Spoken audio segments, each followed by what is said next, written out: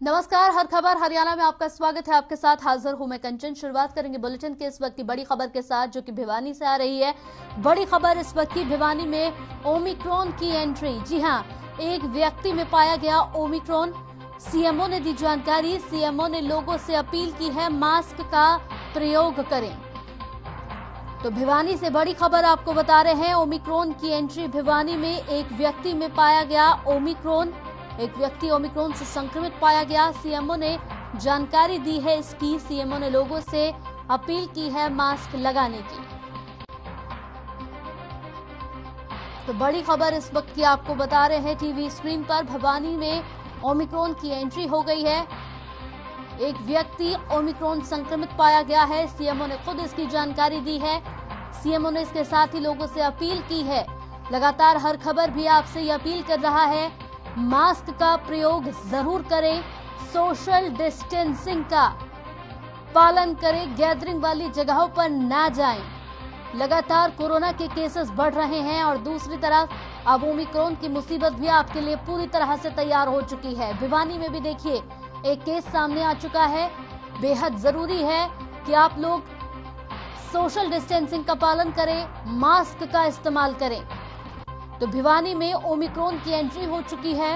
एक व्यक्ति ओमिक्रॉन से संक्रमित पाया गया है, जिसके बाद खुद सीएमओ ने इसकी जानकारी दी और सीएमओ खुद लगातार लोगों से अपील कर रहे हैं कि बेहद जरूरी है मास्क का इस्तेमाल करें, सोशल डिस्टेंसिंग का पालन करें, गैदरिंग वाली जगहों पर जाने से बचें।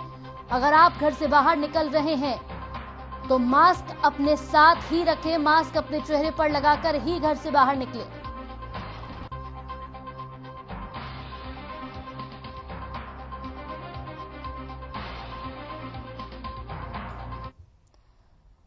तो चलिए आपको सुनवाते हैं सीएमओ का इस पूरे मामले पर क्या कुछ कहना है।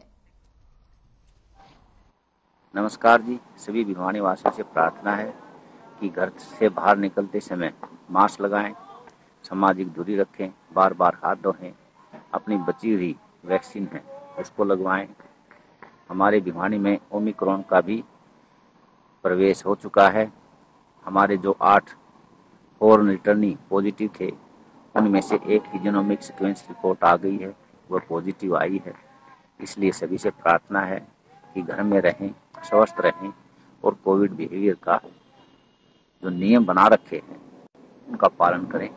मास्क लगाना, सामाजिक दूरी रखना, बार बार हाथ धोना और अपनी वैक्सीन की डोज लगवाना, ये 4 चीजें हैं, इनको अपने जीवन में अपनाएं। बहुत बहुत धन्यवाद।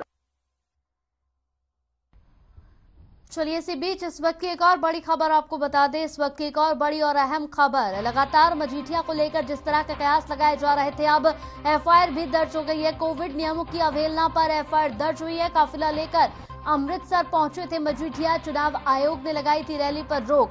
मजीठिया लगातार यहां पर सुर्खियों में रहते हैं और चंडीगढ़ से बड़ी खबर, विक्रम सिंह मजीठिया पर एफआईआर दर्ज हो गई है। कोरोना नियमों की अवहेलना यहां पर करते हुए नजर आए। काफिला लेकर अमृतसर पहुंचे, जबकि रैली पर रोक लगाई गई है। तो मजीठिया सीट से अकाली दल के उम्मीदवार के यहां पर पहुंचे थे। बड़ी खबर इस वक्त की आपको बता रहे, चंडीगढ़ से विक्रम सिंह मजीठिया पर एफआईआर दर्ज हो गई है। काफिला लेकर अमृतसर पहुंचे थे मजीठिया। चुनाव आयोग ने रैली पर रोक लगा रखी थी, लेकिन उसके बावजूद भी पहुंचे और सबसे बड़ी और अहम बात, एफआईआर दर्ज हो गई है उनके ऊपर। चंडीगढ़ से बड़ी खबर इस वक्त की हम आपको दिखा रहे हैं टीवी स्क्रीन पर। काफिला लेकर अमृतसर पहुंचे थे मजीठिया। चुनाव आयोग ने हालांकि रैलियों पर रोक लगाई हुई थी। तो इस वक्त की बड़ी ब्रेकिंग खबर टीवी स्क्रीन पर आपको दिखा रहे हैं, विक्रम सिंह मजीठिया पर एफआईआर दर्ज हो गई है।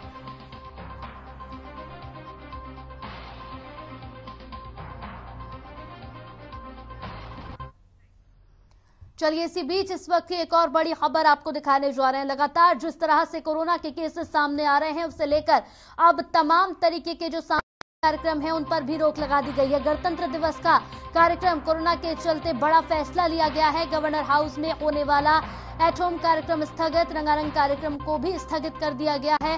कोरोना के चलते ये बड़ा फैसला लिया गया है। इस वक्त की बड़ी खबर टीवी स्क्रीन पर आपको दिखा रहे हैं। चंडीगढ़ से गणतंत्र दिवस का कार्यक्रम सीमित होगा। कोरोना के चलते बड़ा फैसला लिया गया है। गवर्नर हाउस में होने वाला एट होम कार्यक्रम भी स्थगित कर दिया गया। रंगारंग कार्यक्रम भी स्थगित कर दिए गए हैं। इस वक्त की बड़ी खबर टीवी स्क्रीन पर आपको दिखा रहे हैं। गणतंत्र दिवस का कार्यक्रम सीमित होगा। कोरोना के चलते ये बड़ा फैसला लिया गया है। जो भी कार्यक्रम रखे गए थे गवर्नर हाउस में, जो एट होम कार्यक्रम रखा गया था उसे भी स्थगित कर दिया गया है। रंगारंग कार्यक्रम जो रखे गए थे उन कार्यक्रमों को भी स्थगित कर दिया गया है। तो लगातार कोरोना के केसेस जिस तरह से सामने आ रहे हैं, उसी के चलते ये बड़ा फैसला लिया गया है ताकि किसी न किसी तरह से कोरोना पर काबू पाया जा सके, गैदरिंग ना हो, लोग इकट्ठे ना हो। इस वजह से ये बड़ा फैसला लिया गया। चंडीगढ़ में गणतंत्र दिवस का कार्यक्रम सीमित होगा। कोरोना के चलते ये बड़ा फैसला लिया गया है। गवर्नर हाउस में होने वाला एट होम कार्यक्रम स्थगित कर दिया गया है। इस वक्त की बड़ी और अहम खबर टीवी स्क्रीन पर आपको दिखा रहे हैं। कोरोना के चलते ये बड़ा फैसला ले लिया गया है, यानी अब गणतंत्र दिवस कार्यक्रम सीमित होगा। जो रंगारंग कार्यक्रम हर साल देखने को मिलते हैं वो इस साल नहीं मिलेंगे। रोक लगा दी गई है क्योंकि लगातार कोरोना के केस बढ़ रहे हैं।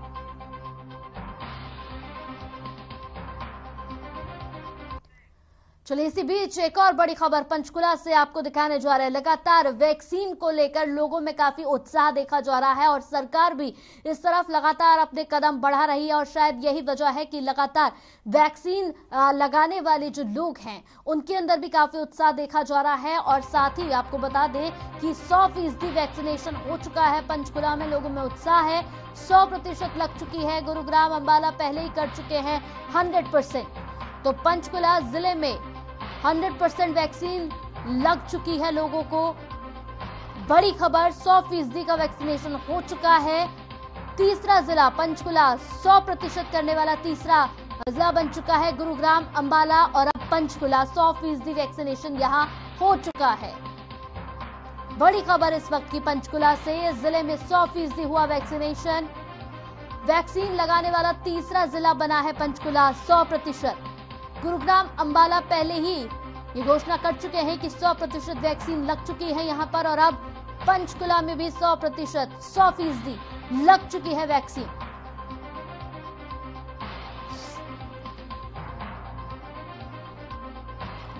तो बड़ी खबर इस वक्त की, जिले में 100% वैक्सीनेशन हो गया है।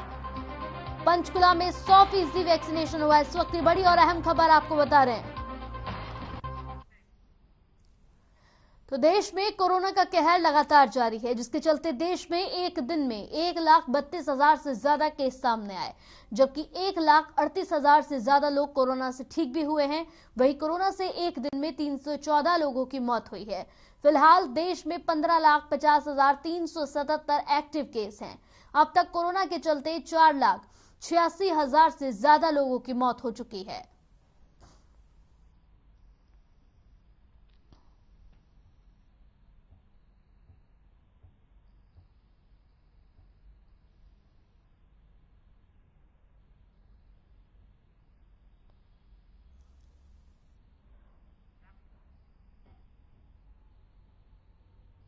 तो ग्राफिक्स के माध्यम से कुछ अहम बातें आपको बता दें। देश में 1,32,000 से ज्यादा केस सामने आए हैं। 1,38,000 से ज्यादा लोग ठीक भी हुए हैं। 314 लोगों की कोरोना से मौत हो गई है। वहीं देश में 15,50,377 केस अभी भी एक्टिव हैं। वही बात करें, 4,86,000 से ज्यादा लोगों की मौत हो चुकी है। हरियाणा में एक दिन में कोरोना के 9,000 से ज्यादा मामले सामने आए हैं, जबकि 3,000 से ज्यादा लोगों की अगर मैं यहां पर बात करूं तो 3,000 से ज्यादा लोग कोरोना से ठीक भी हुए हैं। वहीं 7 लोगों की कोरोना से मौत हुई है। फिलहाल राज्य में यहां 46,000 से ज्यादा केस एक्टिव है। वहीं जिलेवार कोरोना के आंकड़ों पर नजर डालें तो गुरुग्राम में 3,349 केस सामने आए हैं और फरीदाबाद में 1,764 मामले। तो ग्राफिक्स के माध्यम से कुछ अहम बातें भी हम आपको बता दें। 9,000 से ज्यादा मामले सामने आए हैं। 3,000 से ज्यादा लोग कोरोना से ठीक भी हुए हैं। 7 लोगों की कोरोना से मौत हुई है। राज्य में 46,000 से ज्यादा एक्टिव केस हैं। वही बात करें गुरुग्राम की तो गुरुग्राम में 3,349 केस सामने आए हैं। फरीदाबाद में 1,764 मामले सामने आए हैं। हिसार में 262, सोनीपत में 403 केस मिले हैं। करनाल की बात करें तो 379, पानीपत में 271 केस मिले हैं, पंचकुला में 510, अंबाला में 522 केस सामने आए हैं। सिरसा की बात करते हैं 148, रोहतक में 239, वहीं यमुनानगर में 199 और कुरुक्षेत्र में 172 केस सामने आए हैं। चलिए आगे बढ़ते हैं तो गुरुग्राम में लगातार बढ़ते कोरोना संक्रमण पर चीफ मेडिकल अधिकारी का बयान सामने आया है। उन्होंने कहा है कि कोरोना संक्रमण को सर्दी, खांसी और मामूली सा बुखार समझने की भूल ना करें। तेजी से फैल रहे संक्रमण से मौत का आंकड़ा बढ़ सकता है। साथ ही उन्होंने कहा कि किसी भी शख्स को संक्रमण के लक्षण दिखाई दे तो जिला प्रशासन की ओर से जारी किए गए नंबरों पर तुरंत जानकारी दे। देश में जिस तरह से इजाफा हुआ है और पॉजिटिविटी ऑलमोस्ट पूरी कंट्री की 15% के आसपास है, हमने भी ऑलमोस्ट कोविड केसेस में इजाफा देखा है और गुड़गांव की पॉजिटिविटी भी 20% या उससे अधिक नोट करी जा रही है और 3000 के आसपास केस हैं। संभवतः आज 4000 से भी ज्यादा केस रिपोर्ट किए जा सकते हैं। ओमिक्रॉन की जो वेरिएंट है इसकी प्रेवलेंस है, एनसीडीसी ने भी बताया है, ज्यादातर केसेस अब माइल्ड वेरिएंट जो हैं इसी के हैं और इसका जो फैलने की जो शक्ति है या वो कहूँ 3 से 5 गुना है पिछले वेरिएंट के मुकाबले। तो संभवतः हम केसेस में काफी इजाफा देख रहे हैं और देखेंगे। आने वाले दिनों में हो सकता है केस 5000 से भी ज्यादा रिपोर्ट करें। तो गुरुग्राम में सरकारी डीएसडी कॉलेज की तस्वीर बदलने लगी है। दरअसल पिछले काफी समय से सबसे पुराने सरकारी कॉलेज के अंदर सुरक्षा के भी कई बड़े सवाल यहां पर उठते थे, लेकिन अब कॉलेज के अंदर पुलिस बूथ बनाया गया है। दूसरी ओर लोगों की एंट्री पर भी बैन लगा दिया गया है। इसके साथ ही स्टूडेंट भी अब आई कार्ड दिखाकर ही कॉलेज के अंदर प्रवेश कर पाएंगे। मैंने जो है ना तो अपने स्टाफ को साथ लिया और कॉलेज काउंसिल को साथ लिया, सभी से बात की कि इस महाविद्यालय की प्रोग्रेस के लिए कौन कौन से कार्य इम्पोर्टेंट हैं और उनको 1 बाय 1 स्टाफ के सहयोग से टेकअप किया गया, जिसके अंदर हमने चार लैब बनवाई। ज्योग्राफी लैब डिजिटल लैब है, साइकोलॉजी लैब है वो भी डिजिटल है और language lab Hindi Sanskrit lab जो किसी भी महाविद्यालय के अंदर नहीं है, हमने वो भी इसके अंदर। वहीं उप मुख्यमंत्री दुष्यंत चौटाला कोरोना की रिपोर्ट नेगेटिव आने के बाद सिरसा पहुंचे। सिरसा पहुंचने के बाद यहां उन्होंने डबवाली रोड पर आयोजित कार्यक्रम में हिस्सा लिया। उप मुख्यमंत्री ने सिरसा क्लब में नवनिर्मित द लाउंज भवन का उद्घाटन किया और आवासीय भवन का भी उद्घाटन किया। इस मौके पर मीडिया से बातचीत करते हुए उप मुख्यमंत्री ने कहा कि प्रदेश में प्राइवेट नौकरियों में युवाओं के लिए 75% आरक्षण लागू होने को ऐतिहासिक माना जा रहा है। उन्होंने कहा कि पोर्टल की शुरुआत की जा चुकी है, युवा पोर्टल पर अपना रजिस्ट्रेशन करवा सकते हैं।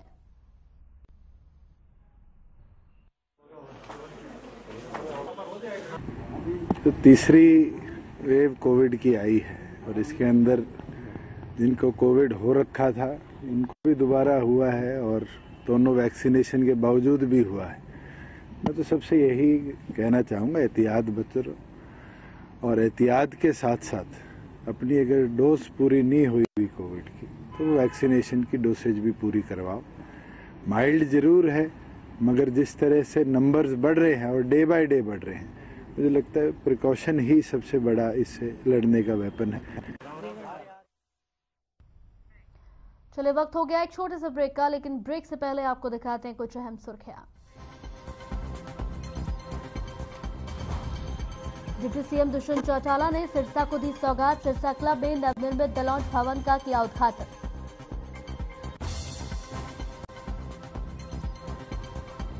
गुरुग्राम में भूमाफियाओं ने डीटीपीआई टीम पर किया जानलेवा हमला। अवैध कंस्ट्रक्शन के अंदर इन्वर्टर में लगाई आग।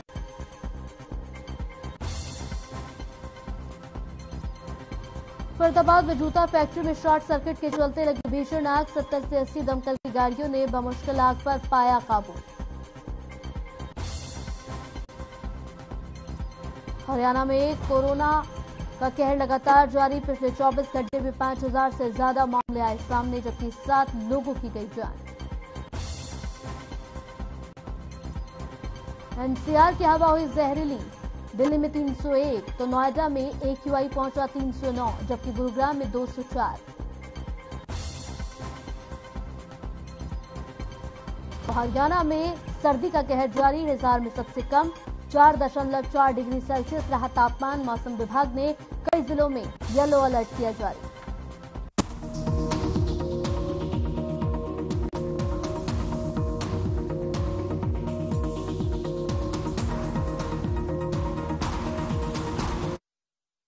पंजाब है जसप्रीत का ठिकाना, मुंबई है आदर्श का आशियाना, केरल का गोविंद निवासी, कोलकाता में जन्मे है काशी।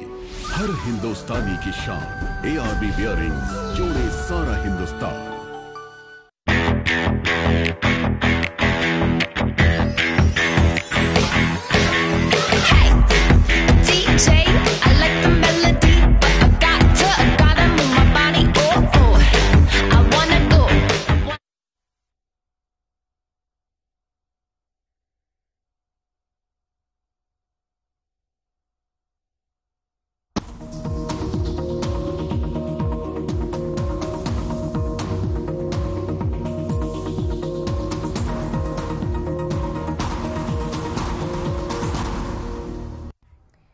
ब्रेक के बाद स्वागत है आपका। तो हरियाणा का लंदन कहे जाने वाला ऐतिहासिक पीतल नगरी रेवाड़ी की सूरत अब बदलने वाली है।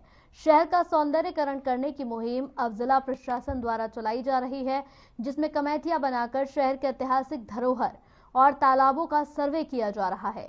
आपको बता दें कि ये तालाब रेवाड़ी के शासक राव राम सिंह ने पानी की भारी कमी को देखते हुए बनवाना शुरू किया था, लेकिन युद्ध में लड़ते हुए शहीद होने की वजह से ये तमाम कार्य रुक गए। इसके बाद तालाब का शुभारंभ नए सिरे से राव तेज सिंह ने अपने शासनकाल में यानी सन 1772 में फिर से शुरू किया। 1775 में और 1776 में काफी पैसा इस पे लगाया गया और काफी धन लगाने के बाद इसकी शुरुआत की गई, लेकिन उसके बावजूद भी खंडहर की हालत में ये पड़ा हुआ है। हालांकि एक बार फिर से सर्वे शुरू हो चुका है। आज राज्य सरकार की ओर से तालाबों के जीर्णोद्धार के लिए एक बैठक हुई थी वीडियो कॉन्फ्रेंस के माध्यम से, और हमारे ज़िले में भी इस प्रकार के 1000 से अधिक तालाब हैं और उनकी हमने मैपिंग कर ली है और उनको यूनिक आईडी दे दिया है, और कुछ उसमें से एनक्रोच्ड हैं 10-12, तो उनकी एनक्रोचमेंट हटाने का प्रक्रिया अब की जाएगी और बाकियों में उनको जीर्णोद्धार उनका किया जाएगा जिनकी कंडीशन ठीक नहीं है। तो वहीं रतिया में यूरिया को लेकर मारामारी लगातार जारी है, जिसको लेकर किसानों ने हल्ला बोल दिया है। मौके पर पहुंची कृषि विभाग की टीम ने यूरिया को लेकर दुकानों पर छापेमारी की कवायद शुरू की और अपनी निगरानी में किसानों को यूरिया का वितरण करवाया। दुकान में यूरिया वितरण को लेकर अनियमितताएं पाए जाने पर कृषि विभाग की टीम ने दुकानदार के खिलाफ कार्रवाई भी की। बाहर नहीं गए, मैं दोबारा देता हूँ, चौक जाम करेंगे। यहाँ प्रकाश केमिकल पे शिकायत मिली थी किसानों द्वारा भी, ये जो है ना यूरिया देने से मना कर रहा है।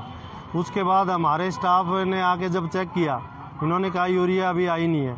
जब स्टाफ ने चेक कराया तो उन्हें तो स्टॉक बोर्ड पे यूरिया का लिखा हुआ था, और उसके स्टाफ के आने के बाद 30 बैग की पर्ची कट चुकी थी। 470 बैग स्टॉक में थे, वो 470 बैग आके मेरे स्टाफ ने अपनी निगरानी में बंटवा दिए और इसके टोटल 1600 बैग आने हैं। 200 बैग इसके पास आने हैं, बाकी 500 किसान सेवा केंद्र, 200 सतगुरु एग्रीकल्चर, 100 रहमत खेती और 100 अन्नपूर्णा। ये बैग अभी पीछे से चले हुए हैं, रास्ते में आने हैं। 200 बैग इसके पास भी आने हैं, और मैंने जो स्टॉक बोर्ड जो इसका अपडेट नहीं था, कोई जो कमियां थी वो लिखित रूप में ले लिया है। इसकी कार्रवाई के लिए हम उप कृषि निदेशक को लिख के दे देंगे। आज सुबह 11 बजे पाल सिंह और सुखदीप सिंह जो हमारे किसान हैं रतिया के, वो प्रकाश केमिकल पर आए। उन्होंने आकर पूछा कि हमें यूरिया चाहिए, हमें पता चला है कि आपके यूरिया आई हुई है। उन्होंने साफ मना कर दिया, बोले हमारे पास कोई यूरिया नहीं है। उसके बाद उन्होंने मेरे को फ़ोन किया तो मैं मौके पर पहुंचा और मैंने संदीप जी को फ़ोन किया। संदीप जी भी जहां पर आए, जब संदीप जी मौके पर आए तो ना तो कोई, उन्होंने बाहर कोई बोर्ड लगाया हुआ था अभी हमारे पास इतना स्टॉक है, स्टॉक बोर्ड नहीं लिखा हुआ था। जब संदीप जी ने पूछा कि जब हमें, तो उसी टाइम कह रहे थे कि हमारे पास कोई यूरिया का गट्टा नहीं है। संदीप जी आए तो उन्होंने उनकी पूरी मशीन और इसका रिकॉर्ड चेक किया तो 470 बैग मौके पर पाए गए। तो फिर संदीप जी को हमने लिखित रूप में ये शिकायत दे दी। खबर गुरुग्राम से है। गुरुग्राम में भूमाफियाओं ने डीटीपीआई और यहां पर आशीष भाट और उनकी टीम पर जानलेवा हमला किया। दरअसल डीटीपीआई की टीम अवैध निर्माण पर लगातार पीला पंजा चलाने की कार्रवाई कर रही है, जिसके चलते टीम अवैध कॉलोनी पर कार्रवाई करने पहुंची थी। इसी दौरान रिठौज रोड पर रास्ता रोककर भूमाफियाओं ने टीम पर हमला कर दिया। इतना ही नहीं बल्कि भूमाफियाओं ने अवैध कंस्ट्रक्शन के अंदर ही इन्वर्टर में आग भी लगा दी।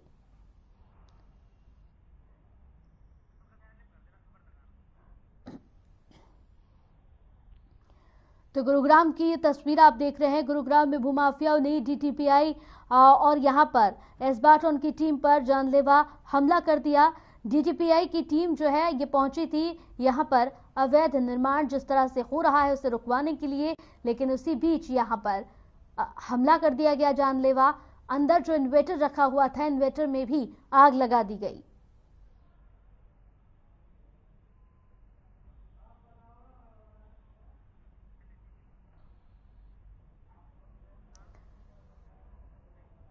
और अब खबर पानीपत से है। पानीपत शहर में क्लिनिक चलाने वाले डॉक्टर को साइबर ठगों ने अपना शिकार बना लिया। ठगों ने बैंक कर्मी बनकर ठगी की वारदात को अंजाम दिया। ठगों ने डॉक्टर से बैंक में गड़बड़ी बताकर दस्तावेज व्हाट्सएप पर यहां पर मंगा लिए। इसके बाद मोबाइल पर ओटीपी भेजकर ट्रांजैक्शन कर लाखों रुपए निकाल लिए और आगे आश्वासन दिया कि जल्दी आपके खाते में पैसे आ जाएंगे। बहरहाल पुलिस इस पूरे मामले को लेकर गहनता से जांच करने में जुटी है। अब देखना होगा कि पुलिस साइबर ठगों तक पहुंच पाती है या नहीं।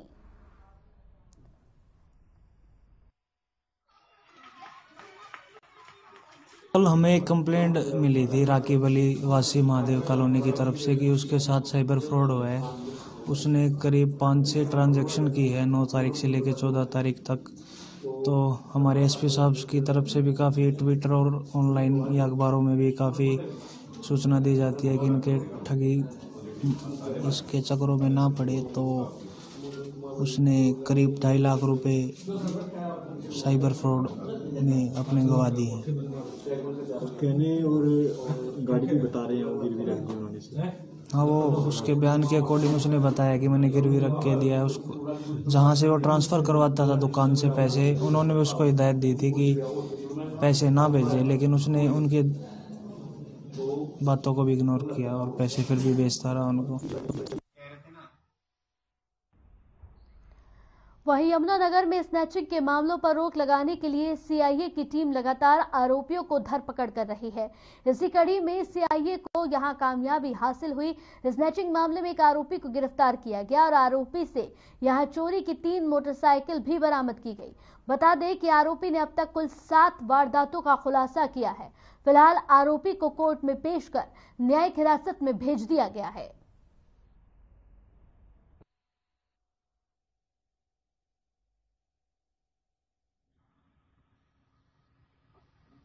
निवासी अजय कुमार को इंडस्ट्री एरिया से मोटरसाइकिल चोरी सहित गिरफ्तार किया है, जिससे चेन स्नैचिंग की 4 वारदातें और मोटरसाइकिल चोरी की 3 वारदातें ट्रेस हुई है। और जो ये युवक पहले मोटरसाइकिल चोरी करके उसके बाद चेन स्नैचिंग की वारदात करता था और बुजुर्ग महिलाओं के साथ ज्यादातर वारदात इसने की है। अकेला ही वारदात को अंजाम देता था। वहीं महेंद्रगढ़ के गांव सहलंग की बात करें तो यहां बस स्टैंड पर एक टीचर का शव मिलने से हड़कंप मच गया। इन्वेस्टिगेशन ऑफिसर राकेश ने बताया कि मृतक की पहचान जसवंत सिंह के रूप में हुई, जो सहलंग का निवासी है। मृतक के पिता रामनिवास की शिकायत पर मामला दर्ज कर लिया गया है और शव को पोस्टमार्टम के लिए भेज दिया गया है। पुलिस का कहना है कि जल्द इस मामले में खुलासा किया जाएगा। का नाम है जसवंत सिंह, सन ऑफ रामनिवास, वासी है सेणंग। आज सुबह लगभग 7:30 बजे एमएचसी थाना ने मेरे को बताया कि एक डेड बॉडी सेणंग बस अड्डा पर पड़ी हुई है, कार्रवाई के लिए जाओ। तो मैं वहाँ पीसीआर लेके पहुँचा तो वहाँ मृत अवस्था में डेड बॉडी मिली। उसका पिताजी मिला, रामनिवास ने दरखास्त लिखी थी। 174 कार्रवाई हम कर रहे हैं। पोस्टमार्टम के लिए डेड बॉडी मैंने भेज दिया।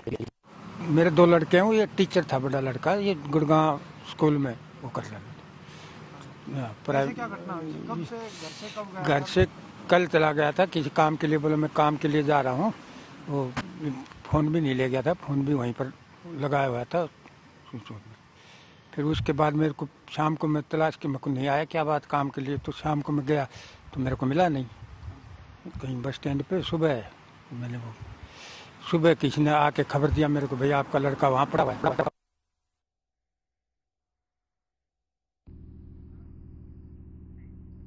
चलिए इसी के साथ इस बुलेटिन में मेरे साथ इतना ही। नमस्कार।